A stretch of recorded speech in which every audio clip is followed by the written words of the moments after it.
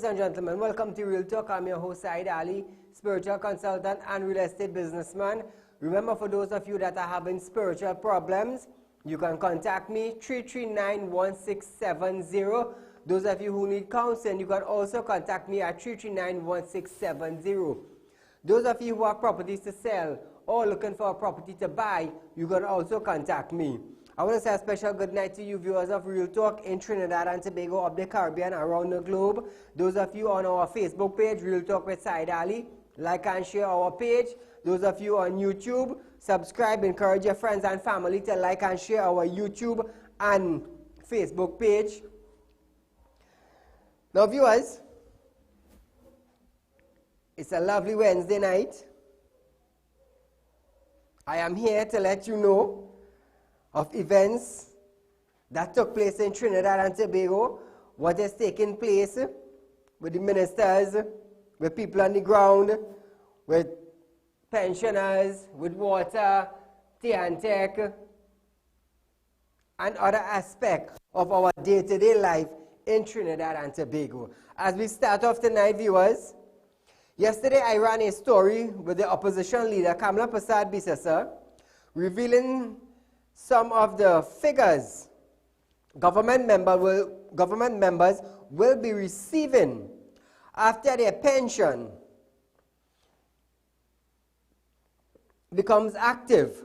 Now, after the Miscellaneous Provision Bill 2019 was passed in Parliament on June 18th, the opposition leader Kamla Prasad Bisasa revealed that Minister of Finance Colin Imbert was now receiving a pension of 1.9 million annually, close to 2 million TT dollars.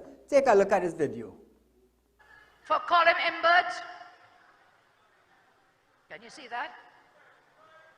Colin Imbert, you know, in the Parliament, I told him I've never seen you so happy. After they passed it, he said, I've been trying to do this for 10 years. This is what he gave himself. Gratuity would have been 1.477 million per year. Now is 1.9 million per year, which is almost 2 million. Now viewers, Minister of Finance Colin Imbert solely denied claims by the opposition leader Kamla Prasad Bisasa. Finance Minister Colin Imbert noted that he will not be receiving close to 2 million TT dollars in gratuity. He said that the real amount was close to a quarter of that figure. Wow. Okay. Minister in the Ministry of Finance, Fitzgerald Hines, also noted that the opposition leader was politically dishonest in producing grossly exaggerated figures. That is what Mr. Fitzgerald Hines said. She is exaggerating on the figures. So my question number one, who is telling the truth? That is my question. And secondly, if the opposition leader is lying, where is she getting her figures from?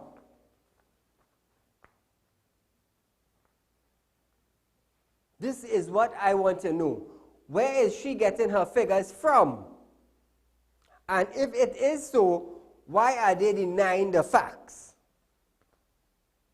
So viewers, feel free to call in 237-3135. This is your program.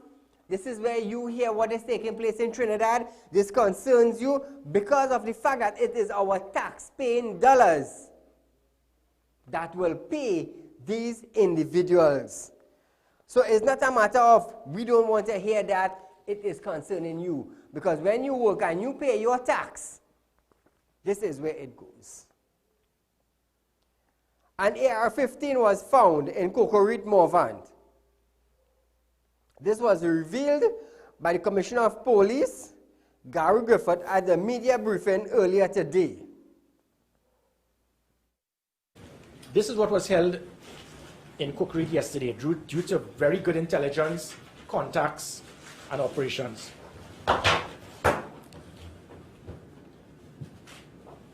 What was held here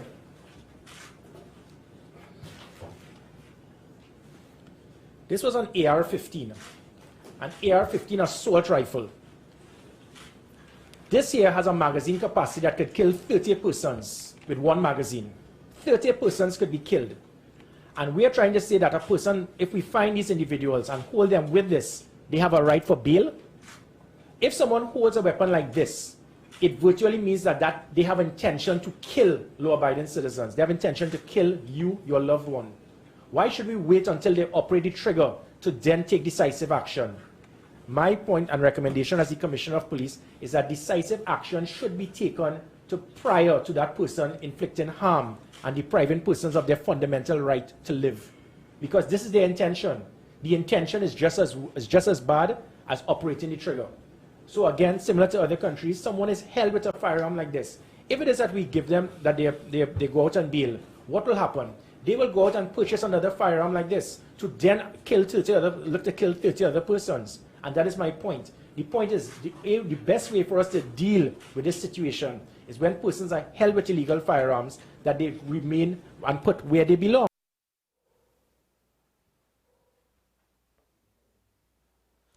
Did you see that?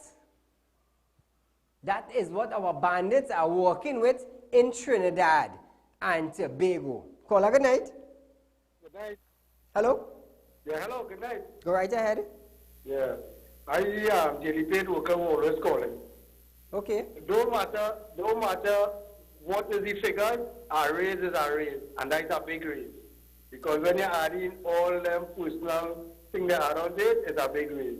And they need to do something about the daily paid workers. Because this can't continue like this in the standard we are living in. We can't, the cheapest house the government bill, we still can't afford it. True. So something needs to be done. Thank you, my friend. Yeah. The Commissioner of Police might get his wish, as the Attorney General Saieed Ali plotted legislation which imposed life imprisonment for gun-related offense. Now you see, viewers, this is why I have been pushing for no bail for firearm and no bail, illegal firearm, and no bail for repeat offenders of firearm. And like our Attorney General said, he is pushing legislations, and also to confirm that was the Minister of National Security who did said in a media release I did air right here on Real Talk that they are pushing the legislations. So Gary, the Commissioner of Police, may, or I should say, he will get his wish. Just like I pushed it, they are now seeing it. Caller, good night. The Attorney General, Saieed Ali, noted that Trinidad and Tobago Police Service have found high-powered weapons in many parts of Trinidad and Tobago. Many parts. Saieed also stated that any person who is before the court on a third offense is ought to forfeit his or her rights and privilege as a citizen of Trinidad and Tobago. The Attorney General was speaking in Senate yesterday. Effectively, we're saying, if you're a first-time offender, you can have a summary offense where you have a fine and imprisonment. If you're a first-time offender and the charge is laid indictably, we will again treat with a fine which is of a higher level and a jail term of a higher level. If you are a second-time offender, no fine for you at all, straight to jail is the penalty. There's no discretion, and I'll explain why in a moment. And if you're a third-time offender, we're looking on the indictable route in some circumstances to taking it to natural life. So you see what I have been pushing for? Not now, but weeks. And when it actually hit them, the Attorney General made his statement.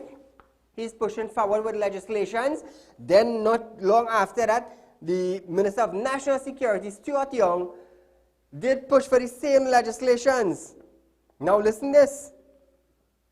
Minister of National Security, Stuart Young, noted in Senate yesterday that a special unit coming to deal with the foreign criminals in Trinidad and Tobago. Caller, good night.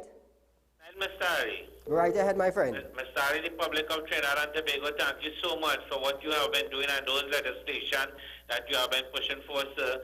But, sir, with reference to these fellas' pension, that is terrible. The money that they have been getting for the pension, that is to secure the borders throughout Trinidad and Tobago. And that is for the daily paid workers who get next to nothing right now, right? And next thing, this Mr. Gary Griffith, right? I had supported him, but I'm sorry now because he taken sides to the government of Trinidad and Tobago. While he busy talking about Trinidadian protesters, the Venezuelans busy coming in Trinidad and Tobago up till now, bringing in guns and bombs and drugs and all kind of things. So he busy studying Trinidadian protesters and he is busy trying to protect the border of Trinidad and Tobago, which is what causing all these guns to come in Trinidad and Tobago and to be with all them children getting guns all over. You understand? Thank you, sir, for your time.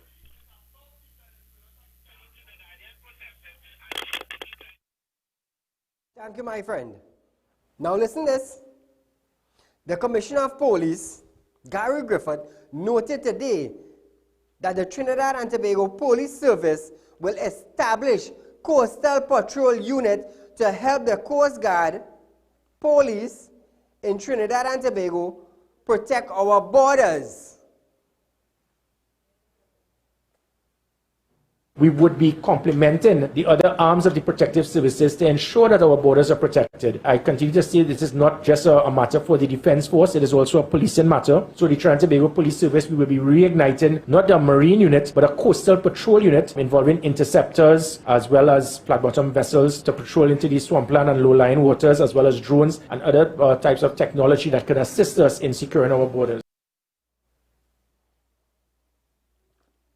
So now you see, viewers, for a couple of weeks now, I have been asking about our borders. What are we doing to secure our borders? Because yesterday, I got some information yesterday that Venezuelans are coming in into Mon Diablo, on that coastal area down there.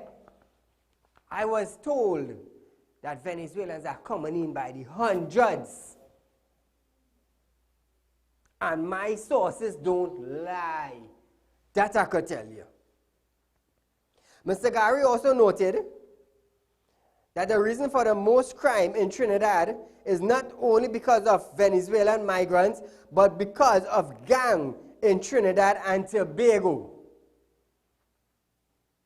Cannot bury our heads in the sand to believe that every single Venezuelan national that would have entered this country is a law-abiding citizen. But let us not feel that the majority of crime committed in this country is because of illegal immigrants, or foreign nationals, I should say. The majority of crime continues to be gang members who are involved and instrumental in serious crime and more so violent crime. Having said that, there have been several homicides and serious crime related to Venezuela.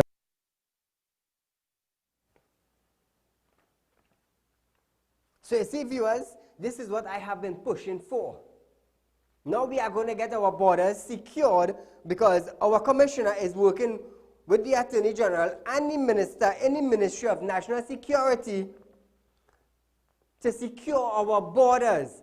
And I would like them to actually move as fast as possible, especially the Western Peninsula of Trinidad.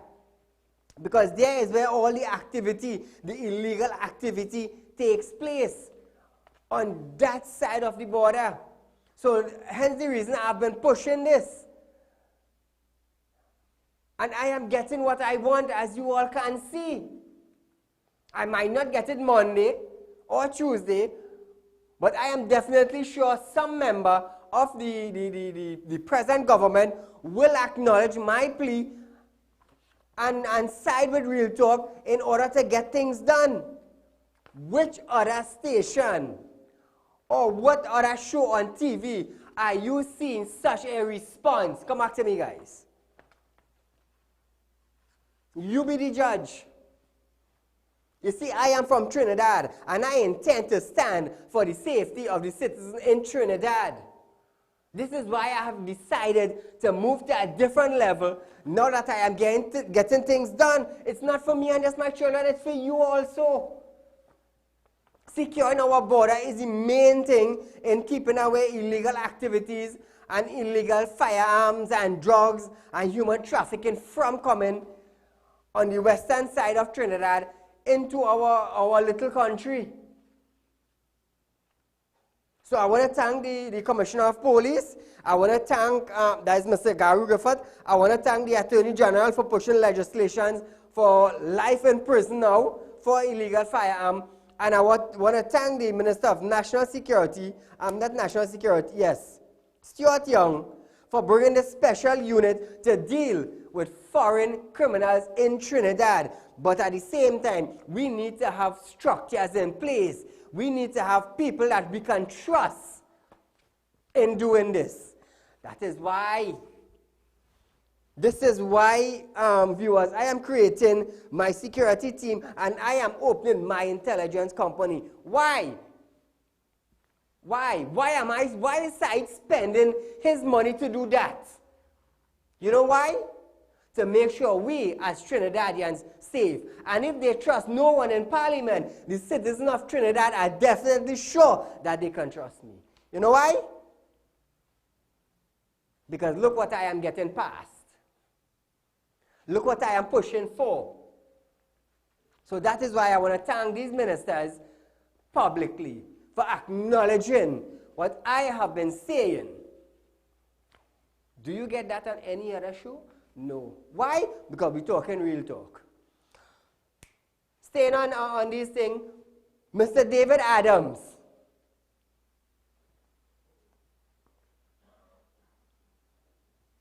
When you have a bill to pay, please pay it. Please pay it. So do get in touch with me. Caller, good night. Hello? Viewers, we are going for a short commercial break, but stay locked on. This is Real Talk.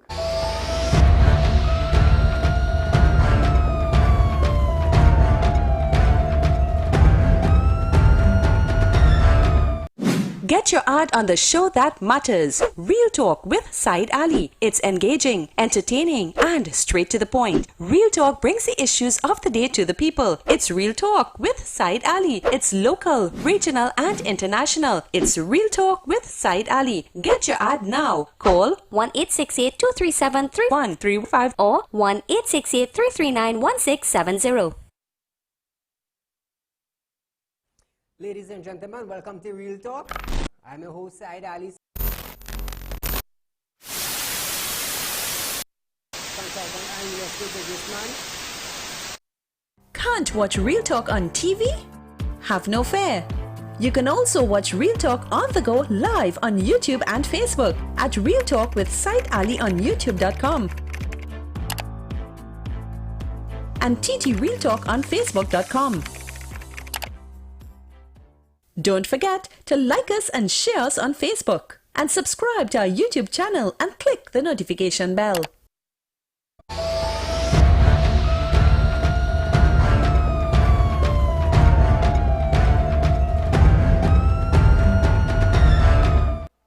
Welcome back to Real Talk, viewers.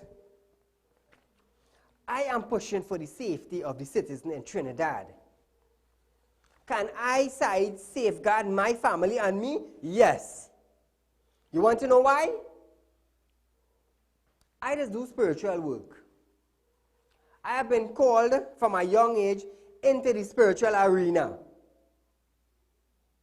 So I could do spiritual things to secure my family. But what about the rest of Trinidad and Tobago who are humans and hardworking individuals as myself?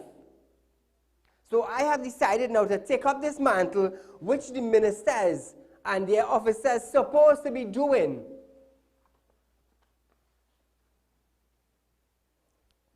That is the distance I am going. Now, viewers, things got a little heated earlier today at around 8 a.m. as officers from the Oropuch police station, accompanied by surveyors, went to Bridge Trace, Dow Village, Otahiti Estate, that's in South Oropuj, to survey land that farmers are currently occupying. So let us come to distress people in this place here. That's distress. You understand?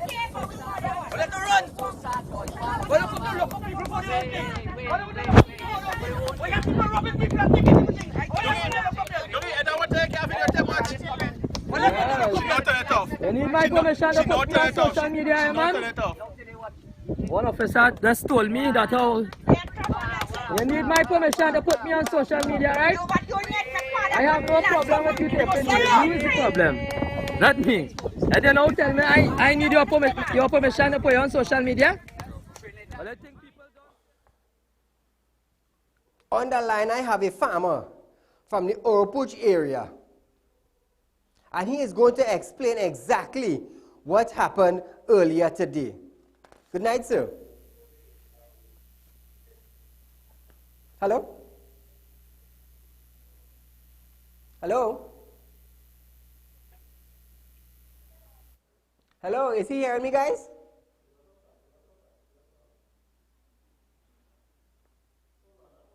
Just imagine. Good evening, Mr. Ali. Good night to you, sir.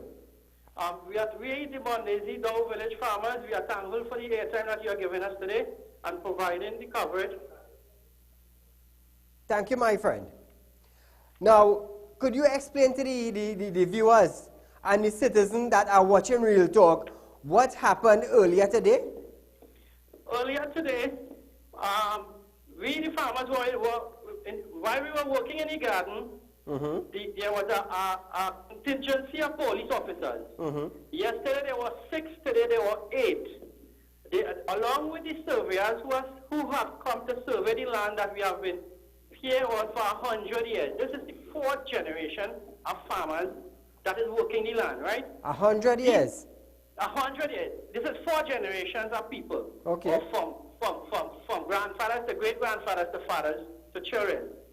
And these surveyors doesn't have a piece of paper. The police doesn't have one piece of paper to show us that, you know what, we have the rights to come to all your land, to put all your out, to bulldoze all your, to do all your anything. We have the right by paper. Okay. All the police is doing is telling us that we have no choice. They are there to watch that nothing happens to the surveyor, and they can walk through the garden, push down the land, walk through the coconut, walk through the lettuce, walk through the baygan, walk through the tomatoes, do whatever they want. But we, as the farmers who have been planting this land for generations, we're not given a chance to highlight to the police officers that we have been here for so many years, and they don't have anything in paper to tell us that, you know, hey guys, this is what's happening, you know. Nobody has nothing to us. When we tell the police on them, this is where we have worked for all our life, and this is what we know. What should we do? They're telling us that we should talk to the big man and them. Oh, okay. We don't know who is the big man. You know, the big fish in this they have a visual as to this authority estate. They already know what's going to come here. McDonald's and Mercy stores and Burger King. They already have an insight, you know. And what it is, this is 40 farmers multiplied by 5 children. This is over 300 people involved that their livelihood is going to be taken away. And we're not even giving it a bargaining table. We're not even giving in a hearing. And we're not even giving in, at the end of the day, we're not even giving in the law, the police, to be on our side. Okay. So we would, anyone who would like to give us some insight as to what we should go and how we should go about doing this, we would appreciate it very highly. All right. My second question to you is, why is the land currently being surveyed? The land is currently being surveyed because the police say that the land has been sold and the owners send them to survey the land. Okay. My next question, do you have the required documents to be on that land presently? Some of us have filed for adverse possession. Some of us have now been, because of this issue, some of us are now surveying the land.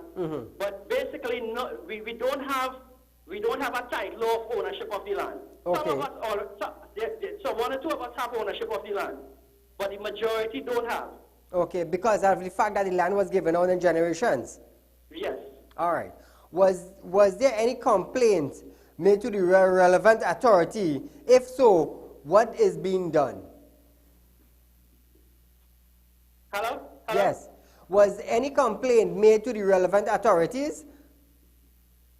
Yes, we did. Yes, we did. We took up this with the law. We also we confided in our attorney, and we were told to stay on the land and safeguard the land and treat it as we own until further notice. Okay. Now, I want to ask you something. The officers said that ask the big man, right? Yeah. Now, did any individual other than the officers came to meet with you all to present any documents stating that this land now belongs to them? Yes. About almost 3 weeks ago, our president had a discussion with the owners, right? And whatever the outcome of that meeting, our president said he will bring it across our table so that we would be able to choose and say if it's a good agreement or not. And when we told them that we don't agree with what they were planning to buy out the people with the big amount of land, buy them out, and the people with the small amount of land gets nothing. Okay. What they did with one farmer, one individual farmer, right, who is doing who is informing on everybody in the village and doing who is telling the people who have been there for and how long they have been there for, which is no problem because we are not hiding this to the public. True. They have an informer and they grease his hand. They grease his hand with money. And other valuables so that he can inform. He is the informer. He says he's been living in this land here with us for 50 years, right? And he says he's the agent for these people. Wow. So he could do what he likes. So this is where we have this is called traitor, where we have traitor in our midst. These are the type of people we are living with who, we don't mind people talking the truth about us because this is what we do for we living. We don't have to hide that. If you check our income, you check if people do a search on us, this is where we generate all our money. This is how we live. This is how we survive for generations. I understand. No, but the owner of the land, right, he have not met with you all personally. No. No documents have been shown to anybody stating that that present land that you are on belongs to them. Not yet, no. So the officers, what I want to find out for the public to understand is that the officers just came and interrupt you all from doing your daily chores on your garden. Right, on our land that we plant, that's where they came. So we have to stop working and abide with the officers because they tell me we have to move because we're blocking these surveyors. We can't stay here, we have to go there, and we did. But did the surveyor produce any documents to you all? I personally have asked the surveyor and also the police. I told the police that this is a civil matter, and this matter is some of the land is in court and some is leading to the court. I said, however, this is a civil matter, and I asked the surveyor. I said, Mr. Surveyor, I said, could you give me something in writing that you are entitled to come in my land today? And he couldn't give me anything. And the police say everything is in Siparia. Go to Siparia and get it. So why should I leave my work, leave my job, leave what I have to do when you come in my land to interrogate me, to tell me to go to Siparia to pick up something? That's unfair. Now, I want to tell you something. The surveyor and the police officer, they were supposed to accompany, listen carefully viewers, and to the officers down there and the surveyor. Listen carefully. They're supposed to come with the owner of the land and the surveyor, together with the police present, and let the group of people who are working the land know that, hey, I am John Doe, I have the title deed to this 100-acre block, you understand? And this is the surveyor that is going to be surveying this 100-acre block, and the police are going to assist him to make sure nothing gets out of hand. If they do not have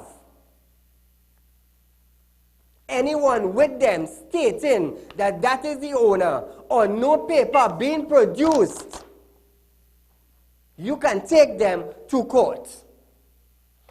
Now, the reason why I'm saying this, thank you, caller. Thank you so much. Not a problem. The reason why I'm saying this is because Frank Sipasad, a high court judge, I believe, a bailer, or a, what is the next name again, boy? Not a bailer, a bailiff, cannot come and evict anyone with police unless you have a document from the court stating that you have to leave your premises or your car is being taken away. They have to come with documents. So what the police there did, together with the surveyor, they went and did their own thing. Surveyor. They went and did their own thing. Now, this is why the Commissioner of Police now, when matters like these come up, he does have to question these officers on whose authority are you all acting on. I have seen matters like this taken place a lot of time, and every officer that who was there presently can be suspended for acting on their own. And the surveyor can also be charged for trespassing if he is not provided with a legal document from the owner. That is why I decided, when they called me, I decided to highlight the matter. Because being bullied by a police officer because you are a representative of the TTPS, you feel you have authority. But think again. Think again. Caller, good night. And a very good evening to you, Mr. Said. To you too, my friend. More than likely, the police, I believe, would not act on their own just to, use state time to go and protect the surveyors. What I believe had happened is that just like when they're transporting big heavy equipment and police is escorting them, you have to pay the police. So more than likely, the surveyor, whoever bought the land, would have paid the police to accompany the surveyors, right? But the Minister of Agriculture should have a say now. The Commissioner of State Land should have a say. And the Minister of Agriculture, did I mention them?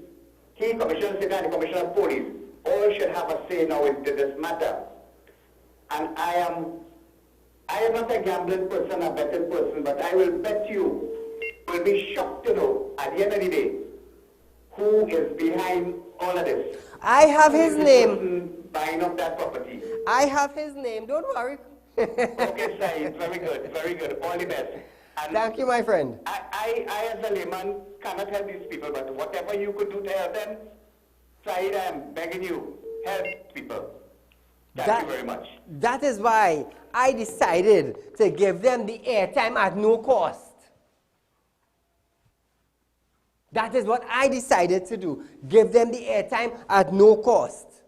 You know why? The surveyor, together with the police, supposed to be accompanied by the owner of the land. Oh, look at tie me up with this kind of thing, Real estate is part of my field. Don't get tied up. Don't get tied up. Caller, good night. Hello, good night. Go right ahead. Thank you for having us on tonight. I'm calling it in reference to your last caller about the farmers in South Torpooch. Go right ahead. Forestry. Just to make a note on what he said and something that you just discussed on television, that there are no trespassing signs on the property where they entered. There were trespassing signs? There are many no trespassing signs. And we even pointed it out to them as yes, they were entering. I saw in one of the videos that there were a trespassing sign and the old guy was reading it out to the officers. Yes. Thank you, my dear, for calling me. Thank you also. So you see, when officers come and tell me, Saeed, you see this piece of land, we come to survey it. Where's the document? Where's the surveyor? Where's the owner? Where is your legal paper? Otherwise, do not cross my land. And if you cross my land, any damages that happen in my land while you are there, you will pay me dearly for it. But you know what? You're wearing a TTPS uniform and you're carrying a nines on your waist, so you have authority. Really? Mash my corn and you will see how much millions it worth. Mash my corn and you will see how much millions it worth. Call a good night. Hello? Hello, good night. Good night, go right ahead. Call, are you there? Next Hello, call. good night. Yes, go right ahead if you're there.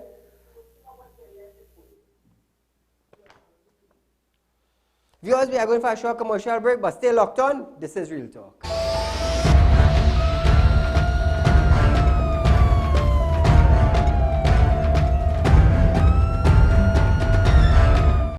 Get your ad on the show that matters. Real Talk with Saieed Ali. It's engaging, entertaining, and straight to the point. Real Talk brings the issues of the day to the people. It's Real Talk with Saieed Ali. It's local, regional, and international. It's Real Talk with Saieed Ali. Get your ad now. Call 1-868-237-3135 or 1-868-339-1670. Ladies and gentlemen, welcome to Real Talk. I'm your host, Saieed Ali. Consultant and real estate businessman. Can't watch Real Talk on TV? Have no fear. You can also watch Real Talk on the go live on YouTube and Facebook at Real Talk with Saieed Ali on YouTube.com and TT Real Talk on Facebook.com. Don't forget to like us and share us on Facebook and subscribe to our YouTube channel and click the notification bell.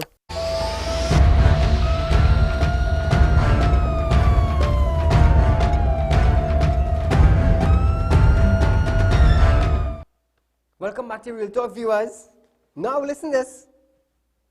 While the heat is brewing on the Otahiti estate, you will love this one.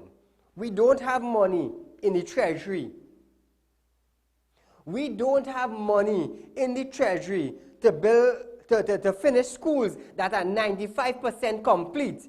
We don't have money in the treasury to buy medicine. More than 300 signs, more than 300 street signs, names at a cost of $1,443 each, listen, will be installed in a Diego Martin region. And approximately, the sign will cost $13 million will be spent to do this. We can't finish the school. So many schools that I highlighted that are 95% completed, and you need a 5% work to finish it. We don't have money for that. We cannot allocate money to fix the education system, but we have $13 million to spend behind 300 signs, and each sign is going to cost $1,443.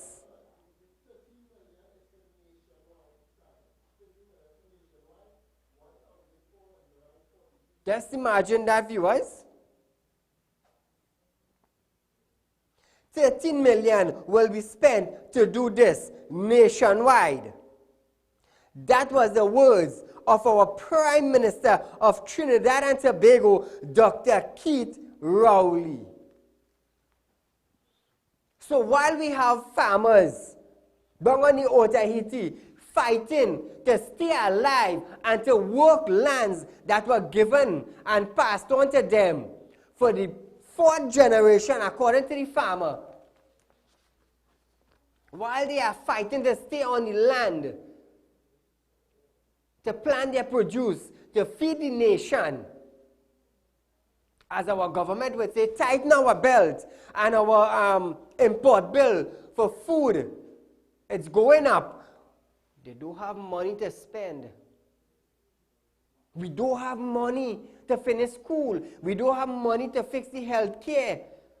We don't have money to add on to the pensioners to get the correct amount that our Prime Minister did tell them, an increase of $1,000 from $2,000 to $3,000. No, he only increased by $500. But you have $13 million to spend in 300 road signs. That is costing close to $1,500 to make. So you tell me what we're really facing in Trinidad. Caller, good night. Hello, good night. Go right ahead, you're live on Real Talk. I just calling in to say that you're doing a great, wonderful job. You hearing me? Hello? Yes, go right ahead, my dear. Yeah, I just wanted to say that you're doing a great, wonderful job for Trinidad and Tobago. Thank you. But one thing I have to say, you see all those Spanish that come into Trinidad, half of them are not registered. So let me just say something. Now, we know that Trinidad have guns and whatnot, right? But let me say one of these Spanish come with 2 guns. What's going to happen in Trinidad and Tobago? Thank you very much, my dear. Now, according to the Minister of National Security, Mr. Young, I think it's 16,000 and some odd numbers that have been registered thus far. That was the latest figure that was released. I got that today. 16,000 something. I want to hear a better story. I want to hear something better. Listen to this. Tourism Minister Randall Mitchell reported that it cost more than 2.5 million TT dollars. You hear the figure? 2.5 million TT dollars for United States singer Tony Braxton and Michael Bolton to perform at the Tobago Jazz Festival back in April. Now you tell me, where did that 2.5 million came from? Did it came from the people who went to jump up? Or did it came from tourism?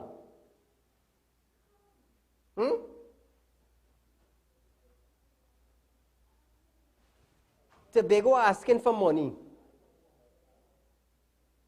Tobago asking for money so that Tobago would be up and running proper.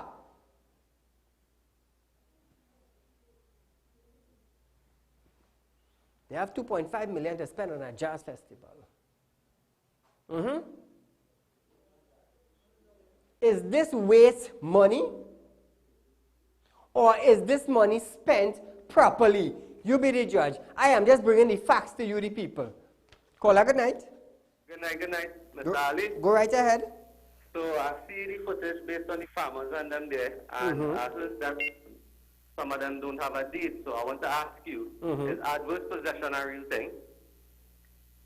If what? Is adverse possession a real thing? It have 2 ways you could look at it.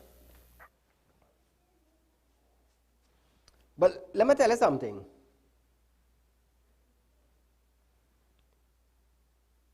They have been on the land for generations. Right? Listen carefully. They have been on the land for generations. And somebody come all of a sudden and send a surveyor. It's like you have a house. Your great-great-grandfather gave you the house. But before I reach there, when you live on a piece of land for over 10 years, it is hard for you to get out of that land. Sometimes the court doesn't even put you out of that land after 10 to 16 years. So listen this. If you're on a piece of property for 16 years, the court don't remove you. Good? You plant in this land for 4 generations, and a surveyor just show up just so with some police, no legal document, and damaging your crop, and that is okay in the sight of people. If I am wrong, you tell me. As long as you are on a property for 16 years and over, not even the court could put you out. I just keep in touch with everything, you know. So when you hear somebody call me on my show and try to turn me around, you're making a mistake, you know. You're making a mistake. Because I will hit hammer straight on the nail head and you will understand what I'm talking about. If the court cannot put you out after you stayed on a property for 16 years and you don't have the deed, you will tell me you planting a piece of land for 4 generations and a surveyor just show up just so with police and you want to survey my piece of land? I spoke to a lady today. She said, Said, I have deed for my land and the surveyor telling me I had to go one side. The police telling me I had to move from there and I have deed for my land. That is why I'm getting on like that tonight. You know why? Because nobody is going to stand up for the farmer. Because it's them tomatoes you're cooking in your pot. It's them bygone you're making bygone choker with.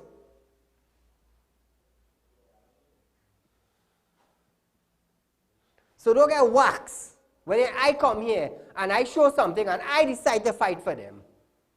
Don't get waxed. I know exactly what I am doing.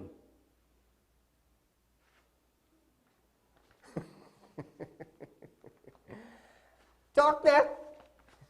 Just before I come on set. Anisha from Princeton, good night to you, my dear. I told her, I said I had KFC last night. She said, Said, I just have it every day. And here she replied, talk now. I just had to laugh. So I know what the farmer is going through presently. You know what it is to lose 5,000 trees of tomatoes? Would any police officer or the surveyor go and help them mow the tomatoes? No, that's too hard for them. So this is why I'm getting on like that. Who's standing up for the farmers? Nobody. Nobody. Where is the legal document? Where is the owner? There was a trespassing sign. Do you know the surveyor could get in trouble for that? Do you know the police officers accompanying the surveyor could get in problems with that? Do you know that? Well, if you don't, I am educating you. And on whose authority is the police acting on? Who gave them the order? Caller, good night. Hello, good night, Said. Go right ahead. Not only the farmers are suffering, every one of us down here is suffering. Do you know the taxis operators who have been religiously carrying children to school and not being paid for months? School have been, in a couple of weeks, will be closed. And they haven't been getting no money. And we are not certain during the vacation if they will get their monies. Said, I don't know if there is some way you can come out there and help these maxi operators who have been carrying the children to school without no money, have loans, they have to put meals on their tables. Please, Said, can you do something for them? Let me explain something to you, but thank you for calling and raising the matter. the TTPS, not the TTPS, excuse me, the transport, the bus service, PTSC, have a say to do with the maxi taxi transporting the school children, because I think they were contracted by the Minister of Works and Transport to hire these maxi taxis, and they have to do the payments. They have to follow the payment slip to send it to the Ministry of Works in order for Ministry of Works to release funding to PTSC and then release it to the maxi taxi. So when you hear PTSC lapse on sending in their claims to the Ministry of Works and Transport, it delays salary. So the Ministry of Works and Transport is not to be blamed for that. The person to be blamed for that is PTSC. That is the person to be blamed for that. Caller, good night. Good night, Saeed. You're right ahead. But you is really a blessed fellow that we have in this country, you know. Service to mankind, service to humanity, service to God, brother. And I wish you long life, your program long life, because the biggest gang of bullies, we have them to a building in Port of Spain, the Parliament building. They are the exemplars of this country. They are the big set of bullies, the biggest set of bullies. They want us to accept everything they push down our throat. And I'm certain the gentleman who sent those surveyors and police, he has some political connection to the bullies in Port of Spain, you know. Caller, I know the man sent those officers. Well, brother, but hold on. I know you will deal with this matter and you will get justice for those people because you are God-sent fella, brother. God bless you. God bless Real Talk. Long live you and Real Talk, brother. Thank you. Thank you, my friend. I know the man who sent the officers, but hold on. You know, there's a saying. My great-great-grandfather and grandfather used to say, every dog have their day. I tell you, when I come here, I ain't putting on no accent, you know. I am a Trinidadian. Yes, I have learned 6 languages: Arabic, Urdu, Hebrew, Greek, and Sanskrit. Somebody asked me, Said, if you could speak in 6 different languages, how come you can't speak proper English? I'm going to tell you something.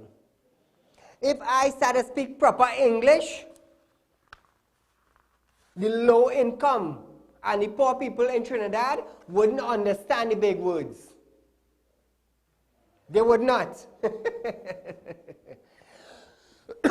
So how I am speaking, the poor, the middle class, and the upper class would understand what I am saying.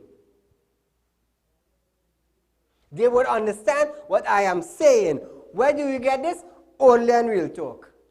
I don't have to boast. I don't have to ask for popularity and fame. I already have that. The day God said to me, Said, you will be doing spiritual work, that is where my popularity is. Ask my wife. So I don't have to come up here and boast. I had this and I had... Let me tell you something. My religion taught me to be humble. To be humble. That is what my religion taught me. Because when I die, the Range Rover and the $5 million house and the large sum in the bank, it ain't going down in the grave. The rich, the poor, and the middle class going down in the grave. God bless me with it to help. Because charity will open the door. So the farmers and them, I will stand with them. Just like I have done for others. I will use my airtime to bring the truth to you. This is why I am paying for my airtime. And this is why I could say, I don't want to beg people to support my program. My support comes from my wife and children. And you, the viewers, who have made Real Talk the #1 current affairs program in Trinidad and Tobago, and we are booming in the Caribbean. Because of you, the viewers, not because of me. Not because of my staff, but you, the viewers. Because I am here for you. I am here for you. This is your platform. You don't get this kind of thing in any other station or any other shows in Trinidad, but on Real Talk. I have created this for the people, not for fame and for popularity. I already had that before I came on TV. People who know me will tell you that. They will tell you about my status. But my religion taught me to be humble. When people come to see me, they would come to see me. I would be in a normal jeans and a t-shirt and a slipper on my foot. Because I want you to understand. Not because I wear a jacket and tie now, which means you don't have proper clothes home, so I can't go by side. No. If you have a burst-up jersey and a burst pants, still come and see me. I will see you. So it's not about popularity and fame with me. No, no, no, no, no, no. Viewers, a repeat of this program is at 10 a.m. tomorrow. Remember, we are live on Synergy TV from 7 to 8 p.m., Monday to Friday. Like and share our Real Talk page. Encourage your friends and family to subscribe on YouTube, and you will know when we go live. Viewers, be safe, enjoy your night, and I'll see you tomorrow night.